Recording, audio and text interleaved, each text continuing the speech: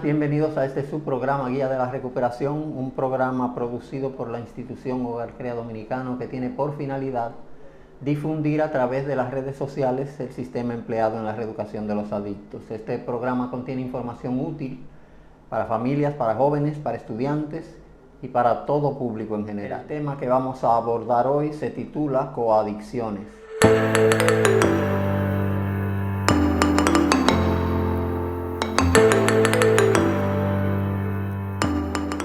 Antes de abordar el tema, necesito introducir dos conceptos nuevos que voy a estar constantemente utilizando durante la disertación. Uno de ellos es el de masa crítica y otro de ellos es el de la navaja de Occam.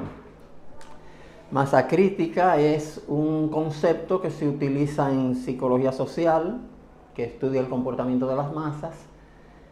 El concepto es sacado de la física de partículas. No es la primera vez que la psicología utiliza un concepto de otra ciencia, porque por ejemplo resiliencia es un concepto que se utilizaba en la metalurgia exclusivamente para referirse. Metales resilientes eran los metales que cuando reciben un impacto, si bien se abollan, fácilmente pueden ser otra vez devueltos a su forma con poco esfuerzo. Y el término resiliencia en psicología, cuando la psicología lo adoptó, lo que vino a significar es personas que se recuperan fácilmente de daños emocionales o daños psicológicos. El concepto masa crítica, que es de la física de partículas, en psicología de masas lo que viene a significar es el número de personas necesario para que una vez emitido un comportamiento por parte de ellas, ese comportamiento se viralice a todo el sistema en donde estas personas se encuentran incluidas. Por ejemplo, si un número de 150 personas se encuentra en un cine, a lo mejor si una sola aplaude, el aplauso no se viralice. Si lo hacen dos, tampoco, pero a lo mejor hay un número crítico, que es la masa crítica, de 5, de 7, que si los 5 o los 7 lo hacen al mismo tiempo, los 150 no van a poder evitar hacerlo también. Igualmente se da ese fenómeno en los estadios donde hay una gran muchedumbre. Quizás si una sola persona sale corriendo en una dirección, la masa entera no se movilice, pero a lo mejor si 25 salen corriendo, la masa entera se vea motivada a salir corriendo todas al mismo tiempo. Este concepto es importante en el comportamiento de masas porque es el concepto que históricamente da lugar, por ejemplo, a revoluciones. Los tiranos tienen muy en cuenta ese concepto y por eso se comuniquen entre sí las personas inconformidades acerca del sistema, porque si esa inconformidad se riega, cuando llegue a una masa crítica saben que va a haber algún tipo de movimiento social que va a tratar de quitarle el poder. Pues bien, eso es masa crítica. La idea es que el comportamiento de una persona puede influir el comportamiento de otra y llegado a un punto puede afectar un sistema entero en donde esas personas estaban incluidas. Eso por un lado. El segundo concepto al que nos vamos a referir es el de la navaja de Occam.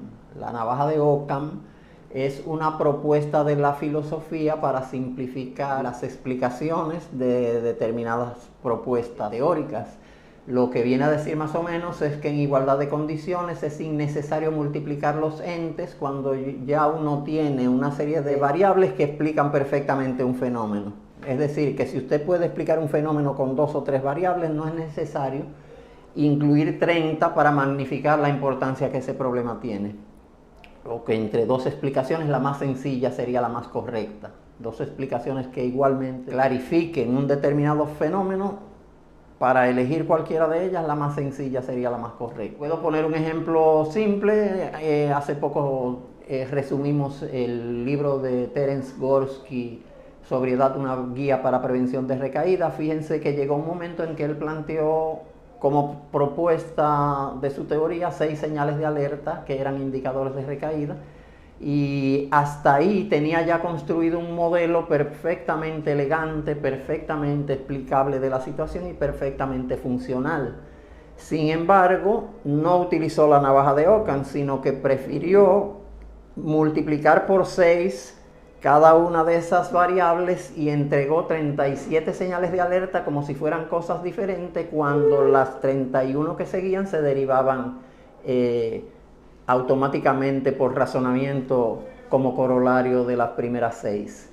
Y este no es el solo ejemplo de ese tipo de cosas. Siempre se va a dar entre los académicos que proponen respectivas visiones acerca de las cosas, el que ellos, para establecer diferenciaciones con respecto a otras, empiezan a introducir variables las cuales enfatizan más sobre la importancia de su descubrimiento, que ayudan a diferenciar un concepto de otros conceptos que son parecidos. Esto viene al caso porque el término coadicción, para nosotros poder entenderlo, vamos a tener que rasurarlo bien con la navaja de Occam.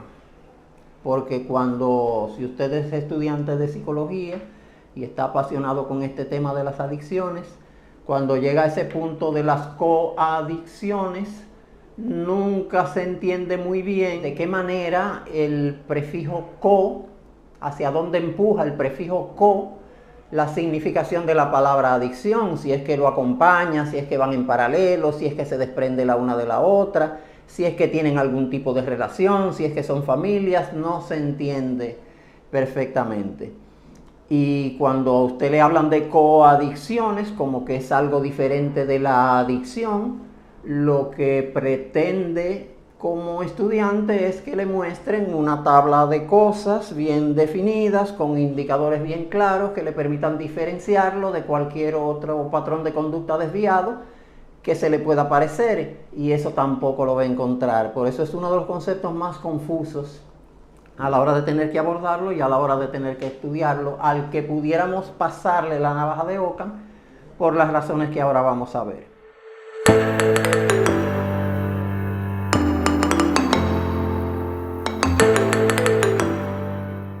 Primeramente, coadicciones no son muchas. Lo que se entiende por coadicciones, cuando usted indaga, lo primero que va a encontrar es la famosa codependencia, de la cual hay mucha literatura. Y si escarba un poquito más, va a encontrar también la paradependencia.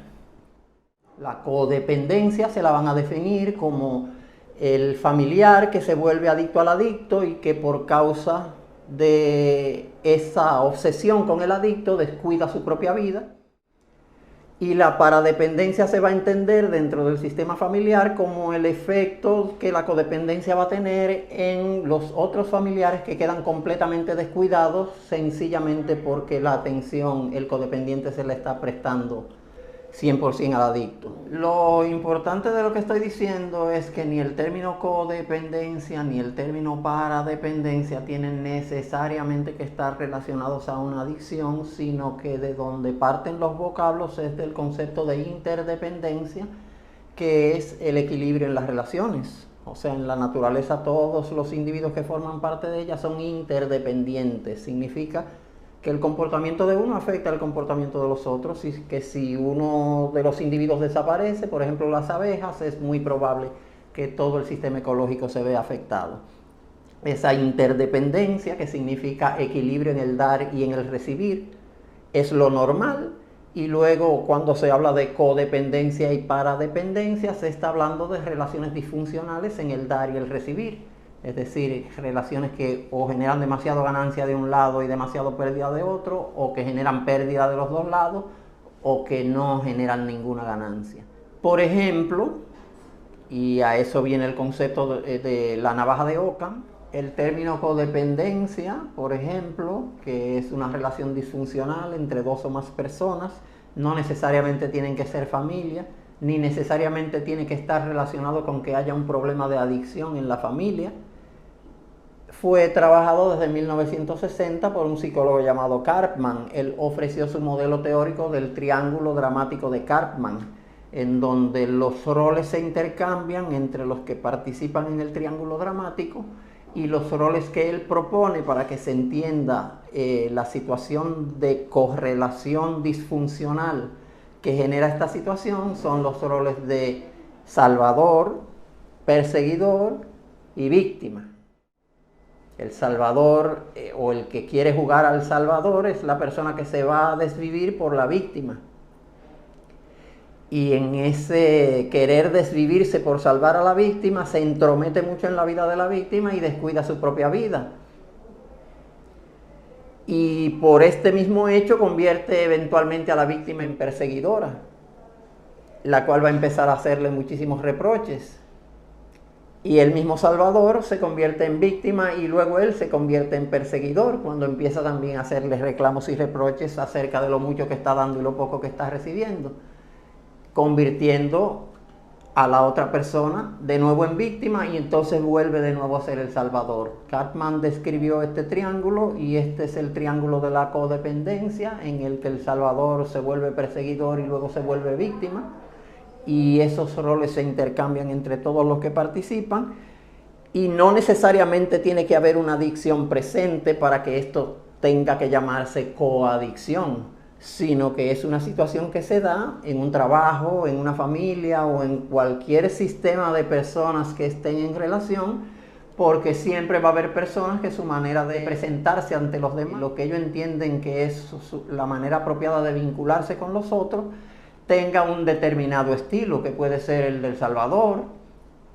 Otros se interrelacionan con el estilo de intimidación, otros se relacionan con el estilo de servicialidad, otros se relacionan con el estilo de adulación, y hasta donde estos estilos le funcionen, está bien que lo hagan. Se vuelven problemáticos cuando le traen problemas en la relación porque están exagerando sus papeles. Y hay muchas personas que le gusta jugar al Salvador y usted las ha visto, y hay muchas personas que le gusta jugar a la víctima y usted las ha visto también. Entonces, donde quiera que haya una víctima y un Salvador presente, en un sistema cerrado o abierto en donde muchas personas estén en relación, hay posibilidad de que este juego ocurra. No tiene que estar presente una adicción. Por lo que por la navaja de Ockham podemos decir que el término coadicción no es necesario para describir este tipo de situaciones. Cuando hay un adicto en la familia, por supuesto que si de antemano cualquier persona de la familia ya tenía esa patología de que le gustaba jugar al Salvador, pues ahora entiende que hay bastantes motivos y se le activa la patología y se le agranda. Y como el problema de la adicción no se resuelve de un día para otro ni de una semana para otro, sino que se extiende, pues entonces esos círculos viciosos que se forman en esas interrelaciones dramáticas o perversas, como le llama también Cartman, pues al prolongarse más de lo debido también ocasionan muchísimo deterioro en la psiquis de las personas. En cuanto a la paradependencia, tenemos que la paradependencia va a ser resultado también de modelos de interrelación que son disfuncionales, pero que no necesariamente deben darse en la familia solamente, ni no necesariamente deben estar referidas a una adicción para que ocurran. Sencillamente son los miembros de la familia que crecen desatendidos en sus necesidades porque los miembros que debieran encargarse de ello están pendientes de otra cosa. En el caso de una familia alcohólica, por ejemplo, porque también la disfuncionalidad de la familia en cuanto a adicción se refiere, la presencia de la adicción puede ser en cualquier miembro. Puede ser en el padre, puede ser en la madre, puede ser en el hijo mayor, puede ser en el hijo menor, puede ser en una hija. Y dependiendo de estas variables, la disfuncionalidad de la familia va a adoptar distintos patrones de comportamiento. Pero siempre que se alteren los roles en la familia, eso va a generar el problema de la paradependencia. Por ejemplo, cuando es el padre un alcohólico, por ejemplo, pongamos ese ejemplo por poner cualquier otro, pero recuerden que puede ser cualquier miembro. Lo importante es que la paradependencia es el desfase de los roles. Cuando el padre es un alcohólico, entonces la mamá, si es jugadora de Salvador, va a prestarle toda su atención al padre, va a descuidar a los hijos, y la mamá se va a convertir en mamá del papá, mamá del esposo. Pero entonces los hijos mayores van a tener que asumir la posición de los padres y empezar a cuidar de los hijos menores. Entonces el hijo mayor se convierte en el esposo de la mamá y se convierte en el papá de sus hermanos, y el papá se viene a convertir en hijo de él. E igualmente, si hay una niña por el medio y es mayor también, ella va a tener que hacer la función de la tía de sus hermanos y a la vez de la hermana de su mamá, y así sucesivamente. Entonces ya esa familia entera genera paradependencias. ¿Qué son las paradependencias? Bueno, resulta ser que los que crecen en este tipo de ambiente tan disfuncional, en donde todo el mundo que ha tenido que rodarse de rol porque hay casillas que están descubiertas, que hay que ir ocupando, y cada uno está asumiendo un rol que no le compete ni le pertenece y para el cual posiblemente no se siente competente, la postura de la familia entera se vuelve rígida porque nadie quiere desatender su rol. Algo catastrófico puede ocurrir si eso sucediera. Y entonces esas personas generan patologías, vamos a decir, comportamientos disfuncionales que luego, cuando forman parte de la realidad, cuando necesitan entrar al mundo real, pueden distorsionar sus relaciones con otras personas e impedir que llenen adecuadamente sus necesidades. Y ya vimos cómo las adicciones pueden partir del hecho de sentirse insatisfecho y vacío porque no tiene capacidad de llenar sus necesidades, y cómo el de querer ocultar la incapacidad y de negar la necesidad es realmente el eje de la patología de las adicciones puras y las adicciones químicas.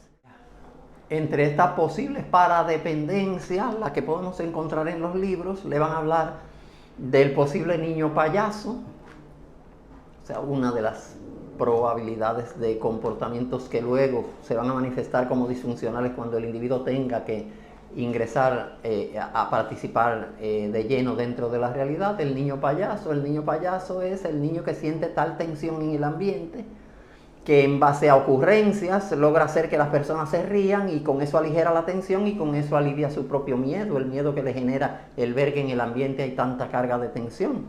Ese niño payaso después se hace grande y entonces tiene problemas de relación porque eso es una disfuncionalidad que no le permite ser visto por las demás personas como alguien que toma en serio las cosas que son serias, sino que siempre salta como una pachotada cuando se le está hablando de algo que es serio. Bueno, en ese aspecto pudiera no funcionarle su disfuncionalidad, pero si la logra manejar y equilibrar adecuadamente, podría convertirse en un recurso para socializar. Otra de las paradependencias de las que se habla son de los muchachos del medio.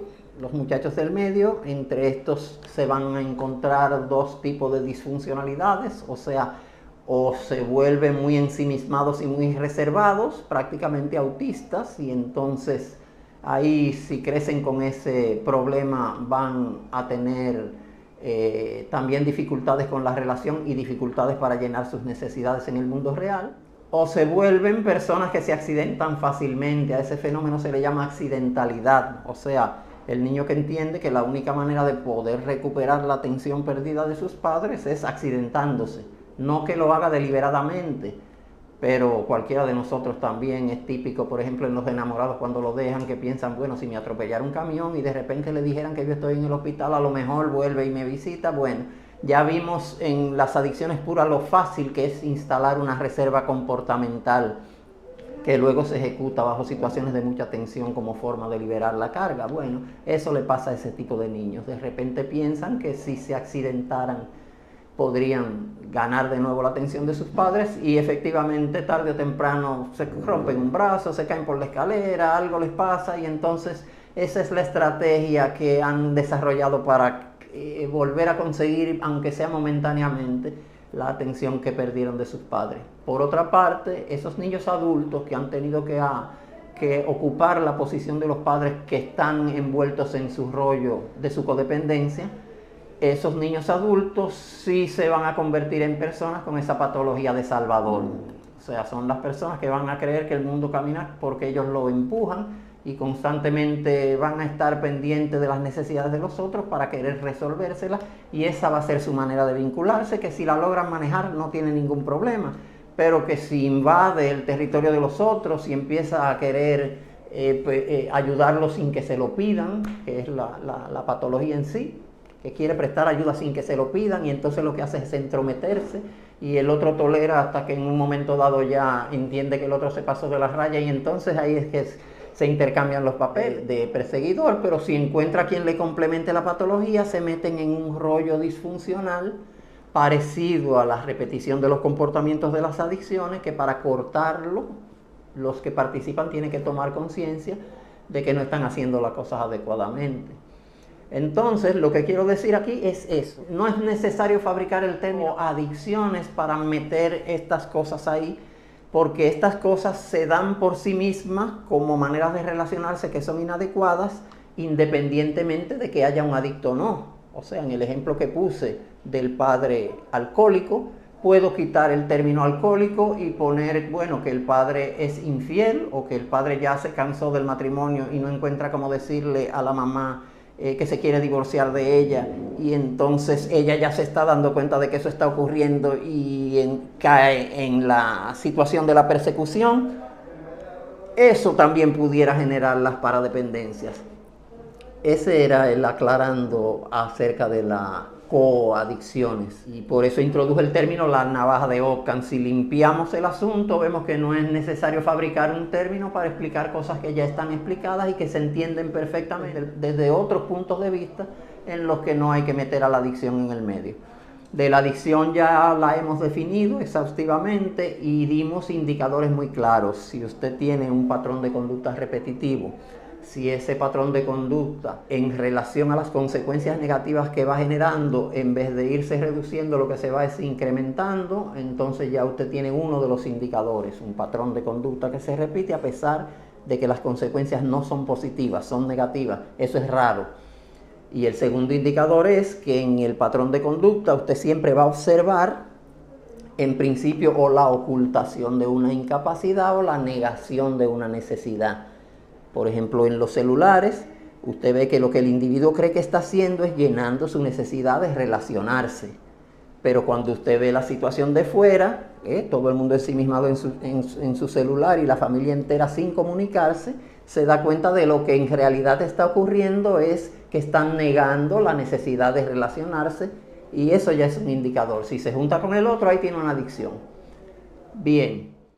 Por otra parte, tenemos en el concepto familia, desde la óptica de las comunidades terapéuticas, vimos que el ambiente que es terapéutico, o sea, el ambiente que genera cambios, es el ambiente donde hay un colchón afectivo formado por aceptación incondicional, canales de comunicación siempre abiertos e interés genuino de ayudarse los unos a los otros, y por otro lado la presión artificial, es decir, control, corrección, disciplina y supervisión, control en base a normas, corrección en base a aprobación o desaprobación de la conducta responsable o irresponsable, disciplina en función del diario vivir estructurado y la supervisión constante. Perfecto. Dijimos que el ambiente, para ser funcional, para ser un ambiente de hogar, porque por eso las comunidades terapéuticas se llaman hogares, porque intentan reproducir el ambiente perfecto de lo que debiera ser un hogar, para ser funcional lo que había que tener era un sano equilibrio entre lo que se da en forma de apoyo emocional y lo que se recibe en forma de exigencia de comportamiento correcto. Ese es el término de la interdependencia. Bien, en función de eso tenemos 3 tipos de ambientes disfuncionales, de los cuales van a salir determinadas paradependencias. Tenemos primeramente el ambiente permisivo, en donde hay más apoyo emocional que exigencia de comportamiento correcto. En segundo lugar tenemos el ambiente tiránico, en donde hay más exigencia de comportamiento correcto que apoyo emocional. Y en tercer lugar tendremos el ambiente negligente, en donde ni hay apoyo emocional ni hay exigencia de comportamiento correcto.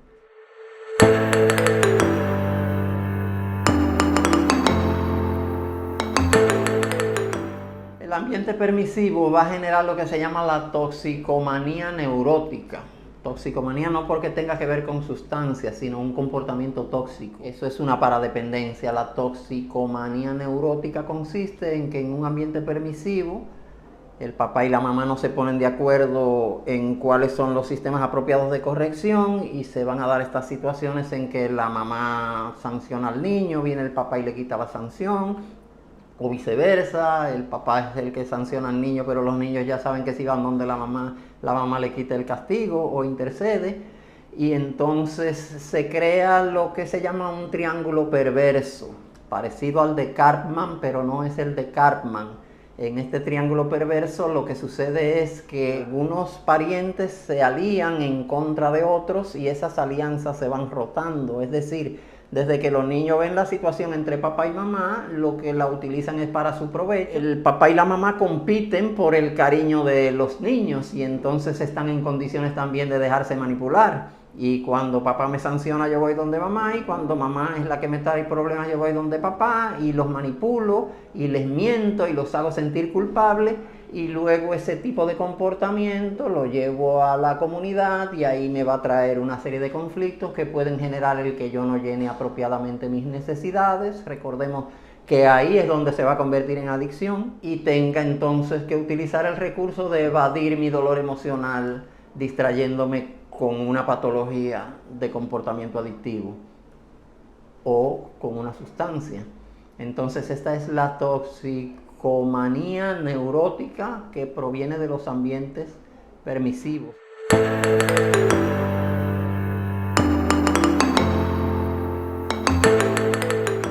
Los ambientes tiránicos, usted va a tener un niño, o las personas que crezcan en este tipo de ambiente van a tener un niño muy preocupado por fallar, muy preocupado por cometer errores, muy preocupado por fracasar, pero no necesariamente motivado al éxito, más bien presionado a tener que rendir siempre por encima de su capacidad.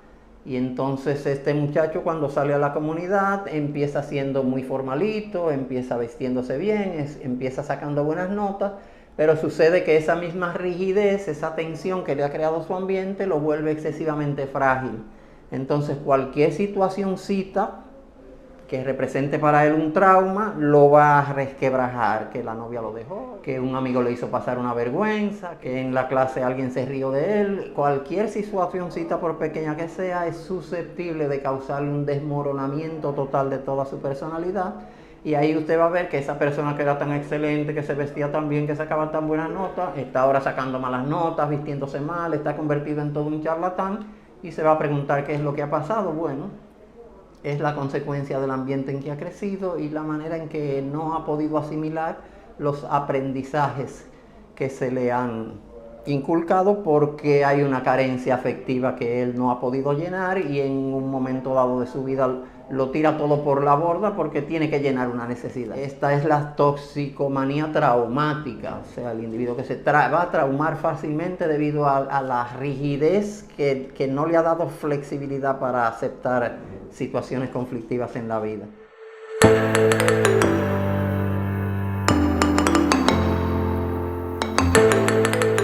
Tenemos el tercer ambiente, que es el ambiente negligente, que va a dar lugar a la toxicomanía sociopática. Así como de terrible como suena, así mismo es la toxicomanía sociopática, porque se trata de personas que crecen en un ambiente que no les marca lo suficientemente claro cuáles son los límites, con una carencia de afecto total. Se vuelven personas que constantemente están probando cuáles son los límites de su comportamiento, y en ese progreso de no encontrar quien le diga, espérate, alto ahí, pues desarrollan muchísimos comportamientos que permanecen ocultos hasta que salen a la comunidad, y entonces ahí vienen y se manifiestan. Pueden ser estos niños reservados, normalmente desarrollan un gran encanto para atraer a la gente. Cuando se hacen de un séquito, ahí es que se vuelven completamente peligrosos. Pero de pequeño ya les encantaba estrangular gaticos, meter a la mascota en la lavadora a ver qué pasa, maltratar amigos en el colegio, etcétera, etcétera, etcétera. Bueno, esta es la toxicomanía sociopática, que hasta donde puede llegar es hasta donde él encuentre algún tipo de límite, y normalmente quienes se los van a imponer van a ser extraños ya en la comunidad cuando él empiece completamente a sobrepasarse. Mientras tanto, él ha ido también desarrollando recursos para que todo eso quede completamente disfrazado y él poder hacer todas sus cosas con impunidad. Esas tres son paradependencias también, al igual que el niño payaso, el niño ensimismado, el niño accidentado y los niños que van a tener la tendencia de jugar a salvadores en un futuro y que se pueden volver codependientes, no solo frente a la situación de que haya un adicto en sus respectivas familias, sino también frente a la situación de que haya disfuncionalidad en la familia, porque ese es el eje de todas esas patologías. Son simplemente comportamientos que son disfuncionales, no hay por qué referirlo precisamente a las adicciones para poder entenderlos y explicarlos. Ahora bien, ¿qué es lo que es una familia disfuncional? Bueno, una familia disfuncional es una familia que no funciona como debiera funcionar. pero primero tendríamos que abordar el concepto familia.